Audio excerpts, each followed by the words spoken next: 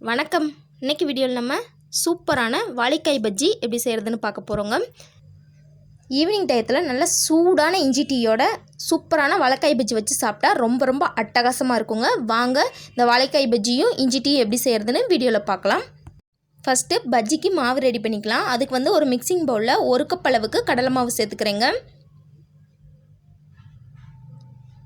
எந்த கப்பில் கடலை மாவு எடுத்தோமோ அதே கப்பில் 1/2 கப் அளவுக்கு அரிசி மாவு சேர்த்துக்கலாங்க. அதுக்கப்புறம் இந்த பஜ்ஜிக்கு தேவையான அளவு உப்பு சேர்த்துக்கலாங்க. அதுக்கப்புறம் 1 டீஸ்பூன் அளவுக்கு தனி மிளகாய்த்தூள் சேர்த்துக்கிறோங்க. கடைகளில் மிளகாய்த்தூள் சேர்த்துக்க மாட்டாங்க, கலர் பவுடர் தான் சேர்த்துக்குவாங்க. அது நல்லதில்லை அப்படிங்கிறதுக்காண்டி நான் 1 டீஸ்பூன் அளவுக்கு தனி மிளகாய்த்தூள் சேர்த்துக்கிறேன்.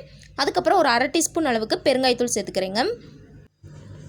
வாழைக்காய் பஜ்ஜிக்கு பெருங்காயத்தூள் கண்டிப்பாக சேர்த்துக்கோங்க. அதுதான் நல்ல டேஸ்ட்டும் கொடுக்கும். அதே நேரத்தில் கேஸ் ப்ராப்ளம் இல்லாமல் பார்த்துக்கோங்க. சேர்த்துட்டு இது எல்லாத்தையும் முதல்ல ரஃபாக மிக்ஸ் பண்ணி விட்டுட்டு அதுக்கப்புறம் இது கூட நம்ம கொஞ்சமாக தண்ணி சேர்த்து மிக்ஸ் பண்ணிக்கலாங்க. பஜ்ஜிக்கு மெயின்னு பார்த்தீங்கன்னா இந்த மாவு தாங்க. மாவு கரெக்டான பதத்தில் இல்லை அப்படின்னா நம்மளோட பஜ்ஜி நல்லா வராது, எண்ணெய் உறிஞ்ச ஆரம்பிச்சிரும். அதனால மாவு கரெக்டான பதத்துக்கு கரைச்சி எடுத்துக்கோங்க.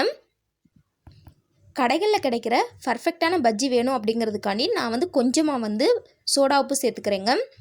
பேக்கிங் சோடா சேர்த்தோம் அப்படின்னா நம்மளோட பஜ்ஜி கொஞ்சம் புசுன்னு சூப்பராக வருங்க. உங்களுக்கு வேணும் அப்படின்னா சேர்த்துக்கோங்க, இல்லாட்டி ஸ்கிப் பண்ணிடுங்க.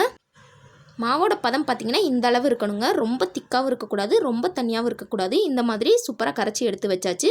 இப்போ வாழைக்காயை கட் பண்ண ஆரம்பிச்சிடலாங்க.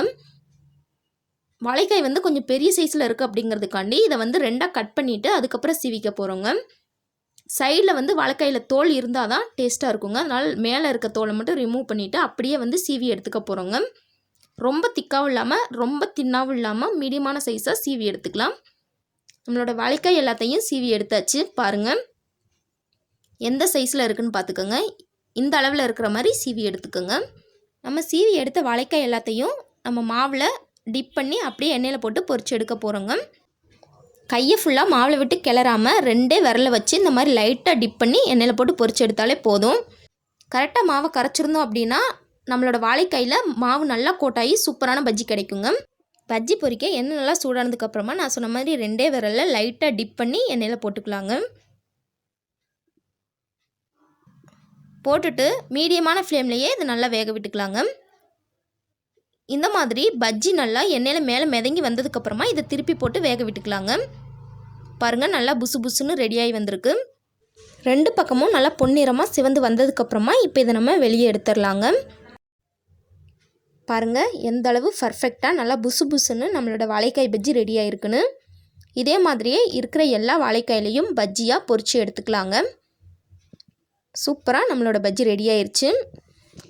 பஜ்ஜி கூடவே சூடாக டீ போடுறதுக்காண்டி ஒரு பேன் அடுப்பில் வச்சுருக்கேன். அதில் 1 டம்ளர் அளவுக்கு தண்ணி சேர்த்துக்கிறேன். தண்ணி கொதிக்கங்குள்ளாட்டி நம்ம இஞ்சியும் ஏலக்காயும் தட்டி எடுத்துக்கலாங்க. ஒரு சின்ன சைஸ் இஞ்சியும் ஒரு 2 ஏலக்காயும் இது கூட சேர்த்துட்டு நல்லா தட்டி எடுத்து வச்சுக்கலாம். இந்த மாதிரி இஞ்சியும் ஏலக்காயும் தட்டினதுக்கப்புறமா இப்போ இதை நம்ம கொதிச்சிட்ருக்க தண்ணியில் சேர்த்துக்கலாங்க. இது கூடவே உங்களுக்கு தேவையான அளவு டீத்தூள் சேர்த்துக்கோங்க. நான் கொஞ்சம் ஸ்ட்ராங்காக குடிக்க போகிறேன், அதனால் 1/2 டீஸ்பூன் அளவுக்கு டீத்தூள் சேர்த்துக்கிறேங்க. சேர்த்துட்டு இது ஒரு 2 நிமிஷம் நல்லா கொதிச்சதுக்கப்புறமா இப்போ இது கூட நம்ம பால் சேர்த்துக்கலாம். நான் 1/2 லிட்டர் அளவுக்கு பால் சேர்த்துக்கிறேங்க. சேர்த்து இந்த மாதிரி பால் நல்லா பொங்கி வந்ததுக்கப்புறமா குறைச்சி வச்சு ஒரு 2 நிமிஷம் நல்லா கொதிக்க விட்டுக்கோங்க. 2 நிமிஷம் ஆனதுக்கப்புறமா ஸ்டவ் ஆஃப் பண்ணிவிட்டு டீயை வடிகட்டி எடுத்துக்கலாங்க. நான் நாட்டு சக்கரை சேர்க்க போகிறேங்க. நாட்டு சக்கரையை டீயில் டைரெக்டாக சேர்க்கக்கூடாது, அதனால் இந்த மாதிரி டம்ளரில் சேர்த்துக்கிறேன். உங்களுக்கு தேவையான அளவு இனிப்பு சேர்த்துக்கோங்க. சர்க்கரையை சேர்த்து நல்லா இந்த மாதிரி ஆற்றிக்கலாங்க. அவ்வளோதான், ரொம்பவே சூப்பராக நம்மளோட இஞ்சி டீ ரெடி ஆயிடுச்சு.